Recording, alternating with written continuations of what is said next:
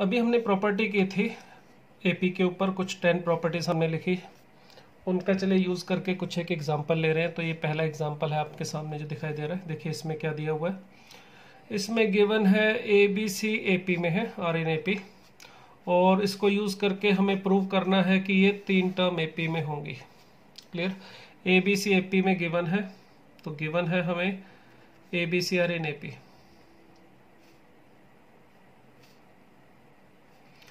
अगर ये गिवन है तो इसका यूज़ करके हमें अगर प्रूव करना है ये 3 टर्म नेक्स्ट वाली एपी में, तो इसके लिए 2 मेथड बता रहा हूँ आपको, जो भी आपको ठीक लगे आप उसका यूज़ कर सकते हो।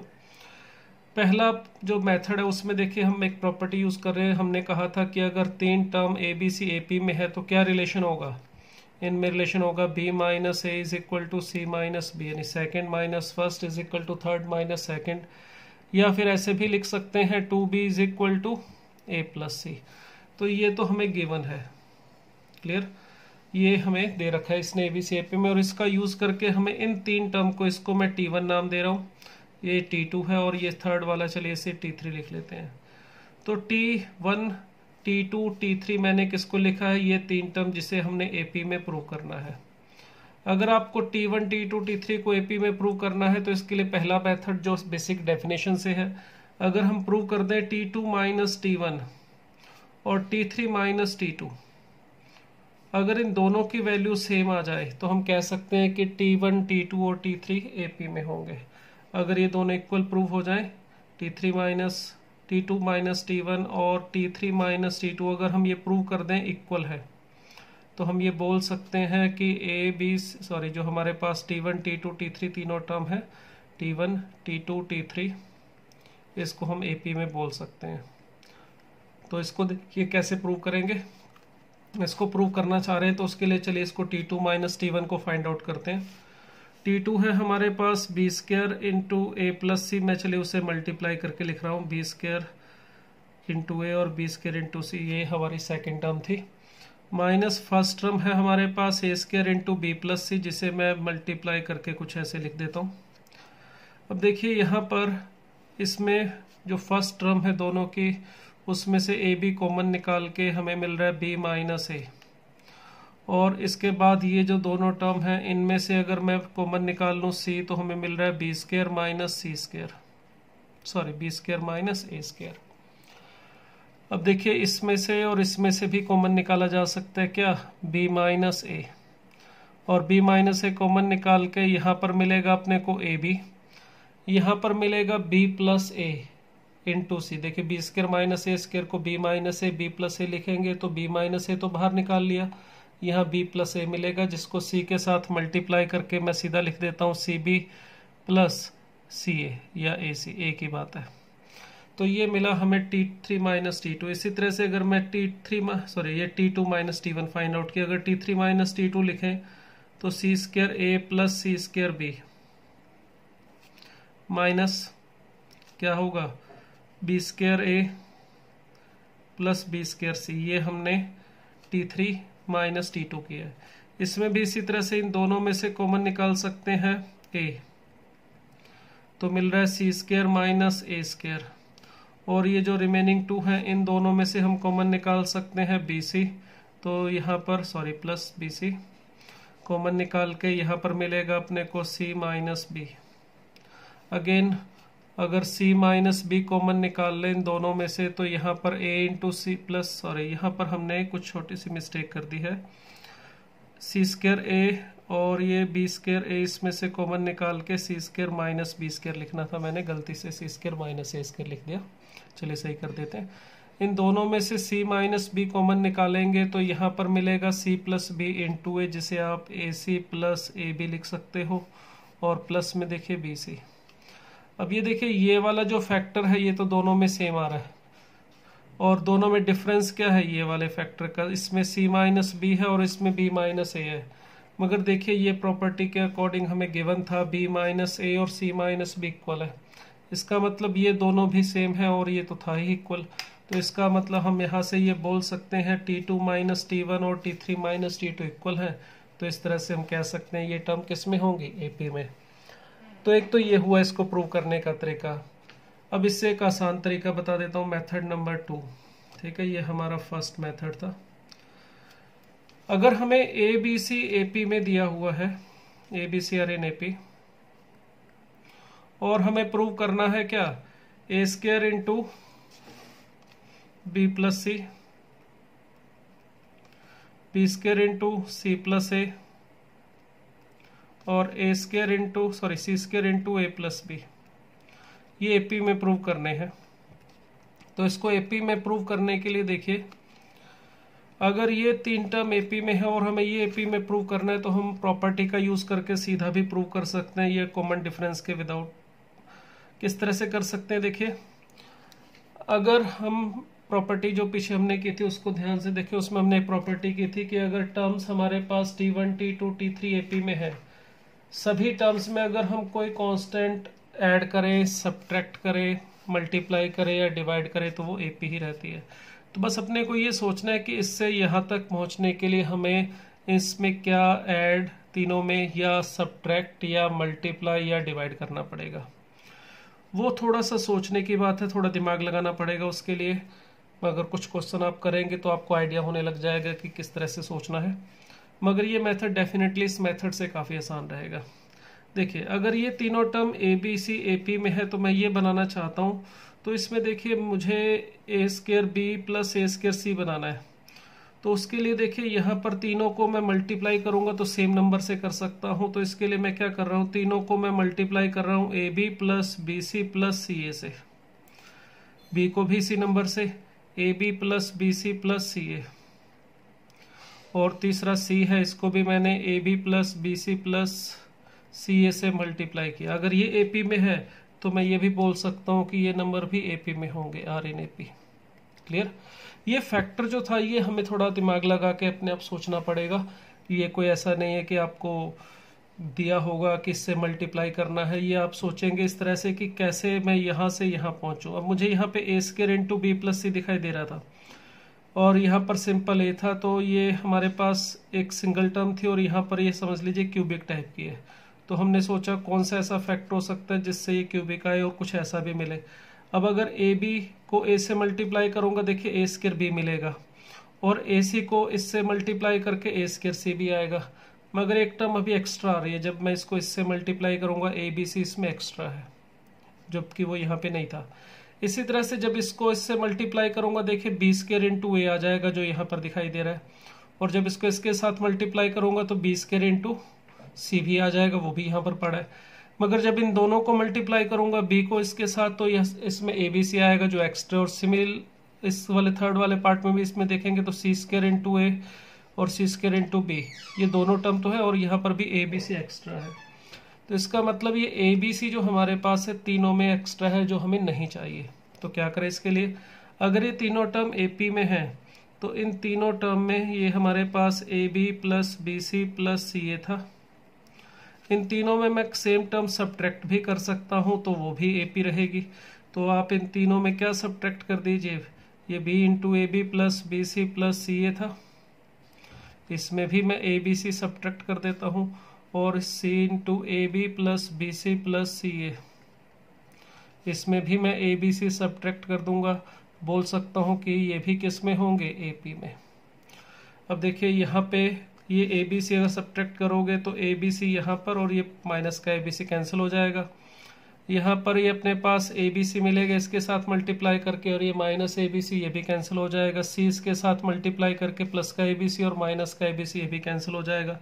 तो यही मिलेगा जो हमें चाहिए था। इन दोनों में से कॉमन निकाल के स्क्वायर इंटू बी प्लस सी, ये वाली वैल्यू यही मिलेगी, और इसी तरह से ये मिलेगी सी square into a plus B. तो हम कह सकते हैं कि ये भी किस में है, ए पी में। तो इस तरह से हम सीधा यहाँ से यहाँ पहुँच सकते हैं अपनी प्रॉपर्टी का यूज़ करके। बस उसके लिए जो फैक्टर है, क्या मल्टीप्लाई डिवाइड ऐड सब्ट्रैक्ट करना है, वो आपको सोचना पड़ेगा। उसके लिए बस कुछ एक एग्जांपल इस तरह के आप करेंगे 5-7, तो आपको थोड़ा आइडिया होने लग जाएगा इसके लिए। इसी तरह का चलिए एक और एग्जांपल हम लेते हैं। ठीक है, इस सेकंड इसमें हमें क्या दिया हुआ है, इसमें हमें मेंशन करके दिया हुआ है a square b square c square A P में है। ठीक है, तो इसके अंदर a square b square c square A P में है, आर इन ए पी। और हमें इन तीनों टर्म्स को एपी में प्रूव करना है। तो इसके लिए हमारा जो मेथड नंबर 1 था वो तो क्या था, ये गिवन है B square minus A square is equal to C square minus B square, या फिर इसको ऐसे भी बोल सकते हो 2b square is equal to A square plus C square. तो ये तो गिवन है, ठीक है। अब हमें इन तीन टर्म को एपी में प्रूव करना है, तो इसको T1 इसे T2 इसे T3 ले लेते हैं और सेम मेथड नंबर 1 से हम इसको करना चाहें कर सकते हैं। तो इसके लिए क्या करना पड़ेगा, वही T2 माइनस T1 और T3 माइनस T2। तो T2 माइनस T1 करेंगे तो C plus a minus 1 upon B plus सी ये मिलेगा। जब आप इसका एलसीएम ले लेंगे तो यहाँ पर C प्लस ए और ये b प्लस सी एलसीएम लेने पर हमें यहाँ पर मिल जाएगा b प्लस सी माइनस सी प्लस ए, यानी माइनस कॉमन निकाल के इसको इस तरह से लिख सकते हैं, तो ऊपर b माइनस ए मिल गया। और अगर यहाँ पर भी देख लो, फिर डिसाइड करेंगे कैसे दोनों सेम करने हैं। अगर मैं इसे फाइंड आउट करना चाहूँ तो ये a plus b 1 upon A plus b minus 1 upon C plus a है। अगर इसका एलसीएम लेंगे तो ये a प्लस बी और ये c प्लस ए, और इसमें भी अगर आप देखेंगे तो ऊपर अपने को मिल जाएगा सिंप्लीफाई करने पर यहाँ पे c plus a minus b, तो that is c minus b मिल रहा है। तो हम चाहते हैं कि ये दोनों टर्म सेम बने।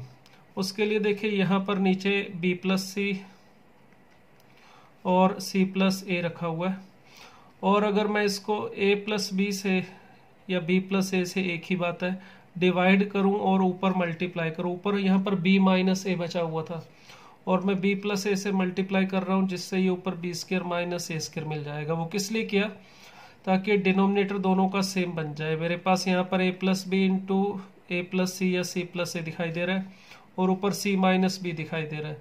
और अगर मैं c प्लस बी या b प्लस सी से इसको डिवाइड और मल्टीप्लाई कर दूं तो ऊपर मुझे मिलेगा c square minus B square. अब देखिए दोनों में डिनोमिनेटर तो तीनों जो फैक्टर्स है वो सेम है, नोमिनेटर का डिफरेंस है, मगर नोमिनेटर में जो दिखाई दे रहा है B square minus A square और सी स्क्वायर माइनस बी स्क्वायर वो हमें पहले से ही इक्वल दे रखे हैं। अगर ये इक्वल है तो इसका मतलब ये दोनों भी हमारे पास जो है वो सेम हो जाएंगे, यानी कि हम इससे ये बोल सकते हैं कि T2 minus T1 is equal to T3 minus T2, ठीक है। तो इसका मतलब हम ये बोल सकते हैं T1 T2 T3 are in AP. तो ये तो हुआ मेथड नंबर 1। अब इसके लिए मेथड नंबर 2 जो हमने किया था लास्ट एग्जांपल में, वैसे भी इसको करना चाहें तो कैसे करेंगे। देखिए स्टार्टिंग कहाँ से होगी, ए square b square c square, ये है एपी में, ठीक है। और हमें क्या चाहिए, 1 upon B plus C, 1 upon C plus A and 1 upon A plus B. हम इसको प्रूव करना चाहते हैं आर इन एपी। तो इसको सेकंड मेथड से करना चाहेंगे तो देखिए इसमें हम कुछ इस तरह से ऐड सब्ट्रैक्ट मल्टीप्लाई या डिवाइड को सेम नंबर करेंगे जिससे इससे स्टार्ट होकर यहाँ तक पहुँच जाए। अब देखो इसमें नीचे b plus c plus a और a प्लस बी दिखाई दे रहे, जबकि यहाँ पर नीचे नहीं है। तो वो कैसे आ सकता है, उसके लिए थोड़ा सोचना पड़ेगा। देखिए तो अगर हम यहाँ पे सोचे नीचे आ रहा है तो डेफिनेटली किसी ना किसी नंबर से डिवाइड किया गया होगा, मगर डिवाइड किया गया होगा किससे, तो वो ये फैक्टर नीचे दिखाई दे रहे हैं, मतलब ऐसे ही किसी a plus b plus c plus a जो डिवाइड में आ रहे हैं उसी टाइप के किसी फैक्टर से डिवाइड किया गया होगा। अगर यहाँ पे नीचे b प्लस सी दिखाई दे रहा है तो इसका मतलब ऊपर बाकी जो अगर हम डिवाइड करेंगे ए सेम नंबर से a plus b plus c plus a, तो ऊपर वाले दो फैक्टर कैंसिल होके ये अकेला नीचे एक बचेगा।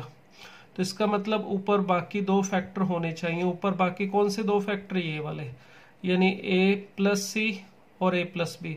अगर हमारे पास कुछ ऐसा हो a प्लस बी इंटू यहाँ पर a प्लस सी, और फिर हम डिवाइड करें अगर a plus b plus c और c प्लस ए से, तो इसका मतलब हुआ फिर ऐसे करने से ये a प्लस सी कैंसिल होगा, a प्लस बी कैंसिल होगा, तो ये b प्लस सी बचेगा। इसी तरह से यहाँ पर भी थोड़ा आइडिया लगा रहे हैं कि क्या होना चाहिए। यहाँ पर ऊपर अगर अपने पास नीचे c प्लस ए बचना है तो ये तभी बच सकता है जब ऊपर ये दोनों फैक्टर हो, यानी कि एक तो b प्लस सी हो और एक हो a प्लस बी, और नीचे अगर हम इससे डिवाइड कर दें a B plus B C plus C a से, तो फिर इसका मतलब ये कैंसिल होके हमें ये चीज़ मिल सकती है। और ऐसा ही तीसरे वाला कुछ इसका आइडिया ले रहे हैं, तो सोचते हैं कि ये कैसे बनाया जा सकता है। अब इसमें है क्या, देखिए इसके अगर ऊपर देखूं तो ये है ए स्क्वायर, फिर a B plus B C plus a c. देखो ए स्क्वायर तो पड़ा है, तो 3 टर्म और चाहिए ये बनाने के लिए, कौन सी, a B plus B C plus C a. इसी तरह से यहाँ पर बी स्क्वायर, ये देखो इसको मल्टीप्लाई करके बी स्क्वायर आएगा, मगर ए सी भी आएगा, ए बी भी आएगा और बी सी भी आएगा। तो देखो बी स्क्वायर यहाँ दिखाई दे रहा है और 3 टर्म और चाहिए, कौन सी, ए बी बी सी और सी ए। तो वही काम जो हमने लास्ट में किया था, वहां पे हमने मल्टीप्लाई किया था, यहाँ पे मैं ऐड कर रहा हूँ। इन तीनों में हम ऐड कर देते हैं क्या, A B plus B C plus C a, ठीक है। और इसमें भी इसी तरह से बी स्क्वायर में ऐड कर दूंगा मैं क्या, A B plus B C plus C A. Same factor तीनों में कोई भी ऐड करेंगे तो उससे ये तीनों टर्म एपी में ही रहेंगी, A B plus B C plus C A are in AP. अगर ये तीनों टर्म एपी में है, अब देखो ध्यान से इसको फैक्टराइज करोगे तो ये मिलेगा, ए कॉमन निकाल के ए प्लस बी और यहाँ सी कॉमन निकाल के ए प्लस बी, तो इसके फैक्टर बन रहे हैं a plus b and b plus c, sorry a plus b मिलेगा और यहाँ से ए प्लस सी मिलेगा। इसी तरह से इसके फैक्टर बनाएंगे तो b प्लस ए या a प्लस बी मिलेगा और साथ में मिल रहा है अपने को b प्लस सी। इसी तरह से इस वाले में c प्लस ए मिल रहा है और c प्लस बी मिल रहा है, are in A P. Clear, ये तीनों टर्म वही हैं जो ऊपर लिखी हुई हैं, कोई नया नहीं है, इन तीनों को बस दोबारा लिखा है। अब ये तीनों टर्म एपी में है, c plus a into b plus सी है यहाँ पे, तो इन तीनों को सेम फैक्टर, कौन सा फैक्टर है, a plus b b plus c और c प्लस ए।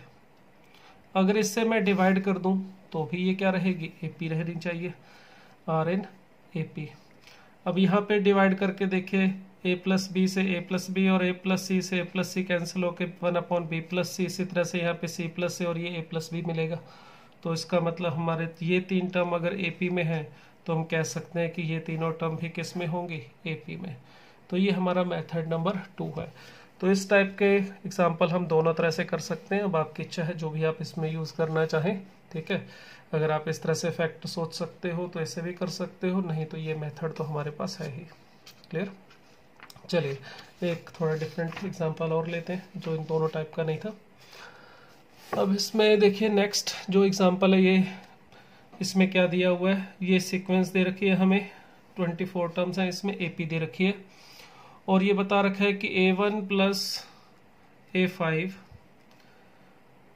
Plus A10 plus A15 plus A20 plus A24, ये हमें सम जो है इन 6 टर्म्स का 225 दिया हुआ है और हमें फाइंड आउट करने के लिए बोला है S24। S24 का मतलब 24 टर्म्स का सम, ये फाइंड आउट करना है।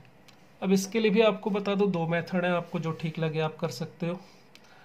पहला मेथड तो ये है भाई, अगर मैं यहाँ से फर्स्ट टर्म को A और कॉमन डिफरेंस को D मान लूँ तो इसकी वैल्यू मैं ऐसे लिख सकता हूँ, A, इसकी वैल्यू A प्लस 4D, इसी तरह से इसकी value A plus 9D, A plus 14D,